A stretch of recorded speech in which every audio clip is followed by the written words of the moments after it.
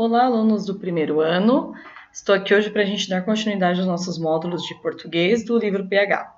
Hoje a gente vai ver o módulo 7 do caderno 2, de redação, que trata da análise de temas, e o módulo 7 de língua portuguesa, que é a introdução à literatura.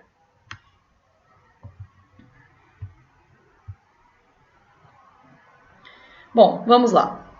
Primeiro, sobre o módulo de redação, a análise de temas. Quando eu falo de análise de temas, estou falando sobre propostas de redação dissertativa que podem aparecer para vocês e vocês têm que analisar o tema antes de começarem a produzir. Para se produzir o texto dissertativo, você tem que dar aquele passo inicial, que é você ler, interpretar e analisar a proposta de forma correta e completa, considerando as diversas possibilidades dela ser apresentada, possuindo textos base ou não. Observe agora esses exemplos da seção para começar na página 115. Uma proposta de 2000. Direitos da criança e do adolescente. Como enfrentar esse desafio nacional? E uma proposta de 2005. O trabalho infantil na realidade brasileira.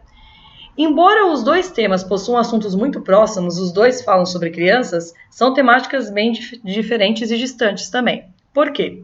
Assunto é aquela abordagem sem direcionamento específico, é uma mera avaliação ampla sobre determinado assunto. Já o tema, ele é mais específico, ele tem um direcionamento sobre aquilo que se quer falar. Nós temos 4 tipos de propostas de redação. O primeiro deles, o mais comum, é o com coletâneas de textos. Neste modelo, você será apresentado a vários textos, verbais ou não, e depois deles você terá a sua frase tema que você deverá desenvolver. Este aqui é muito comum, por exemplo, na FUVEST, no Enem, e até nos modelos do PH que vocês têm que fazer, do PHzinho, aparecem lá texto 1, 2, 3, 4, para vocês fazerem a leitura, e a partir do seu conhecimento de mundo, a leitura de textos, vocês podem desenvolver a dissertação. Este é o mais comum, coletânea de texto. Segundo modelo, com apenas um texto a ser analisado, acompanhado da frase tema. Neste modelo, a proposta oferece apenas um texto para leitura. Em seguida, você tem a frase tema para desenvolver a sua redação. Terceiro modelo, com um texto a ser analisado sem especificação por meio da frase tema. Ou seja, você terá apenas um texto para leitura, mas não tem uma frase tema ou um foco específico para desenvolver. Você que vai escolher a partir da leitura. E o último caso, que é sem coletânea de textos. Quando você não tem nenhum texto base para ser apresentado, você só tem lá o tema que você deve desenvolver. Ou seja, você vai usar o seu conhecimento de mundo para desenvolver o tema. Esses são os tipos de proposta. Aqui agora para vocês eu tenho os exercícios que vocês devem fazer. A situação problema tem lá uma análise de propaganda que eu preciso que vocês façam para compreenderem e aplicarem melhor as propostas. Praticando aprendizado, exercício 1 ao 5. Desenvolvendo habilidades, apenas 1, 2, 6 e 8. No PH+, no final do módulo, aparece para vocês uma proposta, para vocês escolherem entre esses dois temas e produzirem uma redação aí, dissertativa argumentativa sobre eles com no mínimo 15 linhas. Como vocês estão sem a folha de redação própria do colégio, vocês podem fazer em folha de fichário ou folha de caderno. E vocês vão me entregar quando retornarem ao colégio. Não sabemos ainda quando vai ser, mas por favor façam. Aí tem a proposta 1 e 2, que eu já até coloquei para cá. Vocês escolhem e desenvolvem neste modelo, dissertativo argumentativo, ok? Terminamos então aqui o módulo de redação. Módulo 7 de língua portuguesa, é introdução à literatura.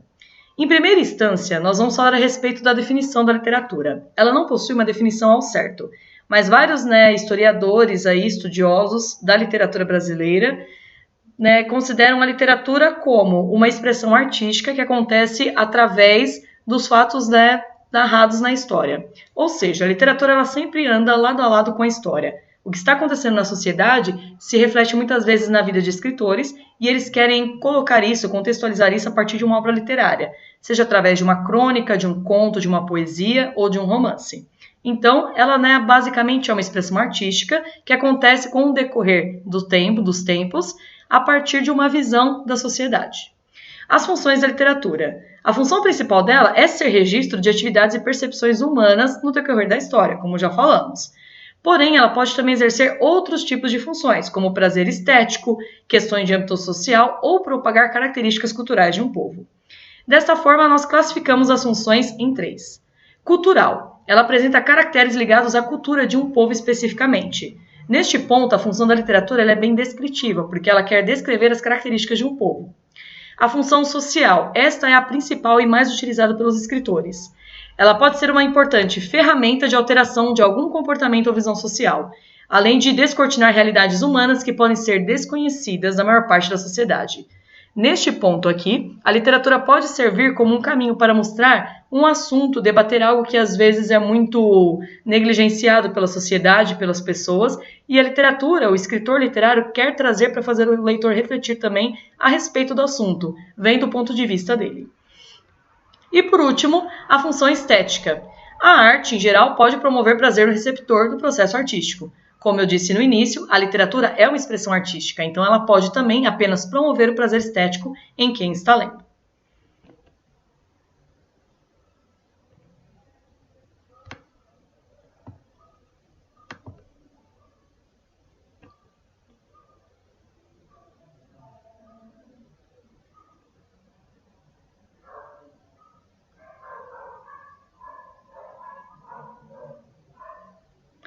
A linguagem literária. Bom, tá demorando um pouco para carregar, tá? Mas vamos continuar. A linguagem literária, ela é utilizada por escritores de todo o mundo, quando nós fazemos uma ressignificação dos vocábulos. Os vocábulos, para quem não lembra, são as palavras. Ou seja, uma mesma palavra pode, atribuir outros sentidos para a transmissão de outros significados na linguagem literária. Por isso, vocês têm que saber quais os sentidos de uma palavra. Ela pode ter sentido denotativo ou conotativo.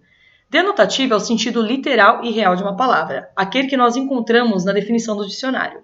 E o sentido conotativo, muito utilizado na literatura, é o sentido figurado, usado muito por poetas. Ele foge ao sentido real da palavra. Os conceitos básicos da literatura. Toda expressão artística se baseia na realidade, e a literatura não é diferente. A partir de um fato histórico, social, o escritor se inspira para escrever sua obra literária. Se observa ali uma história e se cria a ideia para reproduzi-la. A arte, então, é a possibilidade de vivenciar experiências que não se vivem na realidade. Assim, se produzem quais conceitos para a literatura? A mímesis, que é a cópia da realidade promovida pelo artista. Então, ele copia aqui a realidade produzindo a arte. A catarse, que é identificar o leitor com o processo artístico e a projeção sentimental sobre a obra. Ou seja, ele quer fazer aquela ligação entre o leitor e a obra, fazer o leitor se identificar com o que está escrito na obra. E a última mais utilizada na literatura é a verossimilhança. É aquela que ela tem uma coerência com a obra, com a realidade ao redor dela. Ou seja, não é apenas o que está escrito dentro da obra, o que está acontecendo fora da obra, o que está acontecendo no mundo, também exerce aí uma influência nessa obra literária e na reflexão do leitor.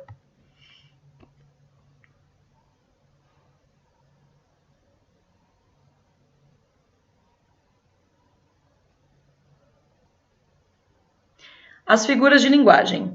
Outro recurso expressivo da língua portuguesa, muito utilizado pelos escritores, principalmente os poetas, são as figuras de linguagem, que podem aí transmitir uma outra visão sobre as palavras. A metáfora muito utilizada é uma comparação implícita entre elementos. Ela é uma flor de tão meiga. Eu quis comparar uma pessoa com uma flor, dando característica da flor que é meiga. A símile ou comparação, ela compara de forma explícita dois elementos. Eu faço versos como quem chora. A palavrinha como, neste tipo de figura de linguagem, é essencial. A comparação exige o como, porque o como faz a ponte entre os elementos que estão sendo comparados. No caso, versus e chora, né? A metonímia é quando você substitui um termo por outro com o qual ele tem uma relação. Neste fim de semana andamos na Paulista. Você não andou literalmente na Paulista, você andou numa avenida que recebeu o nome de Paulista. A mesma coisa quando você diz, eu li muito Machado de Assis. Você não leu literalmente Machado de Assis, você leu a obra que foi escrita pelo autor Machado de Assis. O eufemismo é uma forma de abrandar expressões que sejam desagradáveis, principalmente para o leitor. Por exemplo, você dizer, a avó dele partiu dessa para uma melhor. Ao invés de você dizer faleceu ou morreu, você usa essa expressão para deixar um pouco mais suave o que você vai dizer. E por último, a ironia, que é muito comum. É a expressão do oposto daquilo que se quer dizer. Tirou 2 na prova, logo se vê que é um gênio. Aqui eu já estou sendo com certeza irônica por falar da nota ruim e transformar essa pessoa num gênio que tirou uma nota dessa. Por último, os exercícios do módulo 7 de língua portuguesa. Primeiro, praticando aprendizado do 1 ao 5, desenvolvendo habilidades do 1 ao 10, aprofundando conhecimento somente 1, 2, 6, 8 e 9. E deixar um lembrete para vocês. Escrevam, gente, as redações do PHzinho. Por mais que vocês não estejam indo ao colégio, o prazo do PHzinho continua correndo normalmente. E quando as aulas voltarem ao normal, eu precisarei dessas redações e vocês precisarão do retorno delas. Então, por favor, não deixem de responder o PHzinho e não deixem de fazer as redações.